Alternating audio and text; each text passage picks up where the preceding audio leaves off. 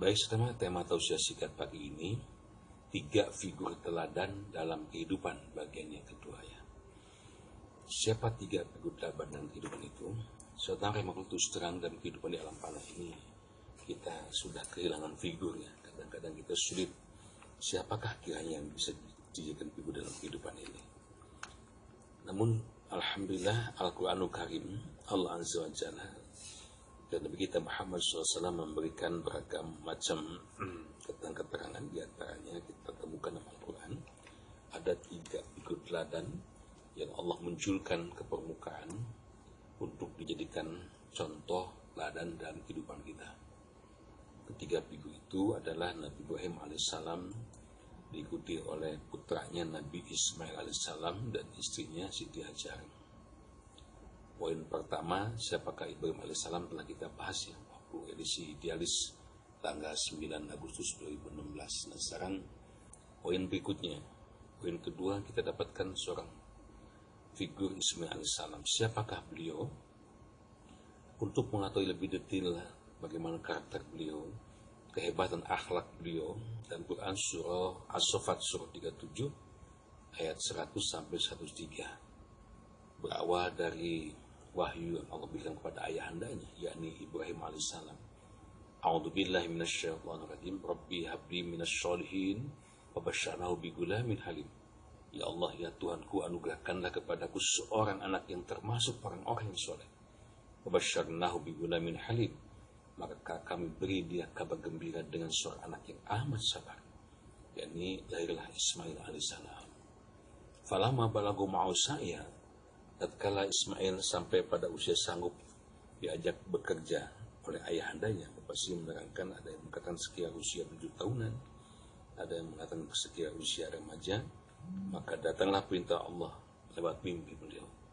Dalam mimpi itu ayahanda Ibrahim berkata kepada anandanya Ismail alaihissalam, qala ya bunayya, wahai ananda, wahai anakku, inni ara fil manami anni azbauka. Sesungguhnya ayahmu ini melihat dalam mimpiku bahwasanya ayahanda menyembelihmu. Fangdur maza taro, maka pikirkanlah bagaimana pendapatmu. Saudara rahimakumullah, tidak terbayangkan ya, andai kata seorang ayah mengatakan bahwa ayahnya akan menyembelih kepada dirinya. Kalau hal ini terungkap terjadi pada masa kini, barangkali ada 2 kemungkinan. Yang pertama, sebelum ayah menyembelih aku dulu menyembelih ayah. Atau mungkin paling untung lari dia karena ketakutan. Ketika Ibu Aisyah menyatakan fangdur maza taro, pikirkan oleh muhai ananda, bagaimana pendapatmu?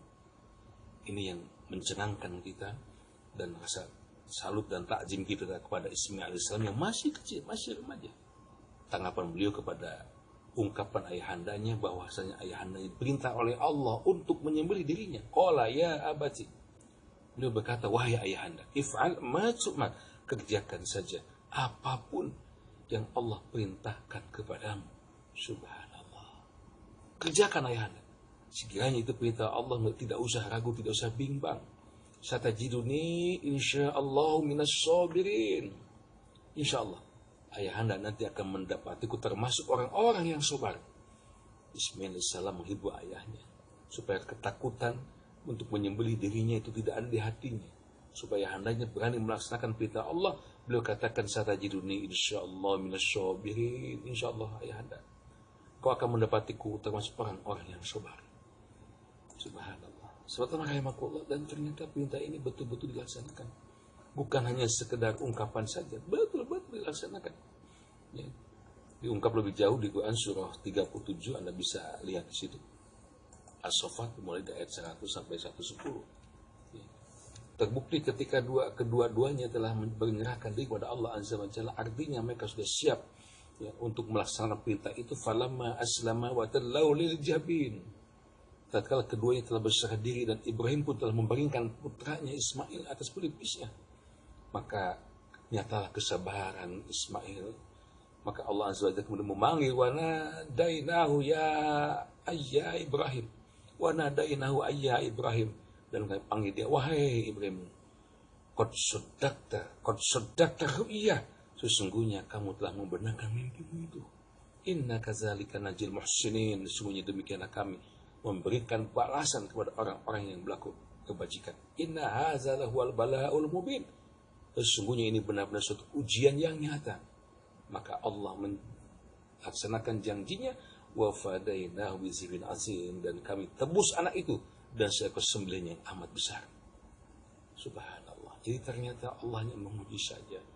Ketika pelaksanaan penyembelihan seorang anak oleh ayahandanya dikerjakan, Allah kemudian menggantinya bizibin azim, dan seekor sembelihan yang amat besar, biri-biri yang besar yang didatangkan dari surga. Subhanallah. Saudara, dari cerita ini bisa kita ambil beberapa karakter yang luar biasa. Figur Ismail alaihissalam. Siapakah beliau? Beliau adalah seorang yang taat kepada Allah Azza wa Jalla. Seorang anak yang soleh, yang mematuhi perintah Allah Azza wa Jalla. Buktinya, beliau siap untuk disembelih oleh ayahandanya karena melaksanakan ketaatan kepada Allah.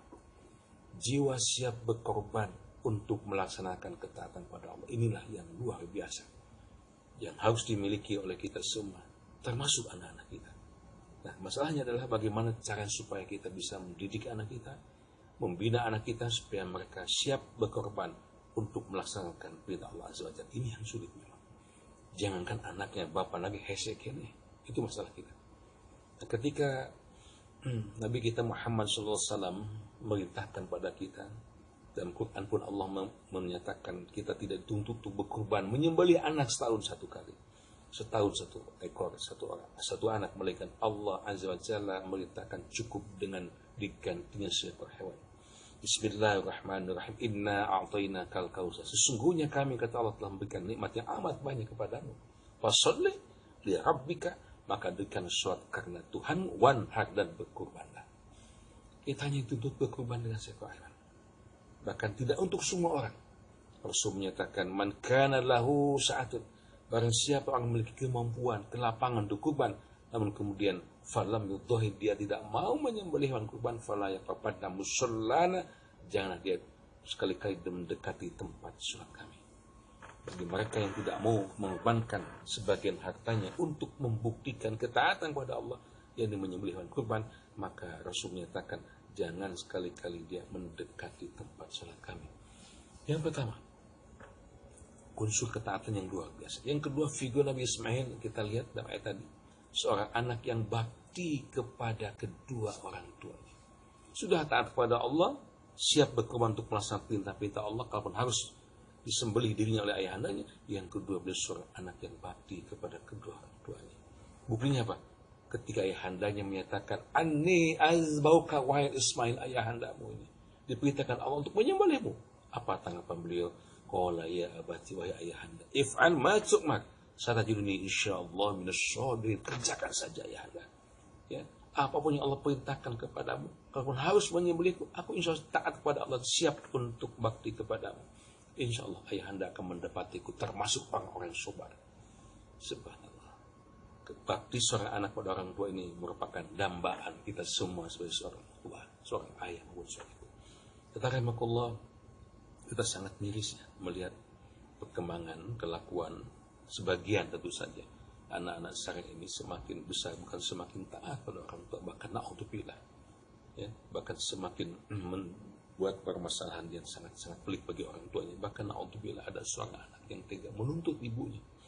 Ya, di media-media masa kita melihat seorang anak ketika kecil dirawat, dibina oleh orang tua, sudah besar, sudah sukses, jadi manusia yang betul-betul hebat, ternyata dia tidak mengakui kepada ibunya yang telah mengandung dirinya selama sebulan. Dia tidak mengakui kepada ayahandanya yang telah mengusahakan siang malam, tetesan keringat bercucuran untuk membesarkan dirinya. Na'udzubillah. Saudara Allah, mudah-mudahan putra-putri kita yang kecil yang besar menjadi anak-anak yang soleh seperti solehnya Ismail alaihissalam.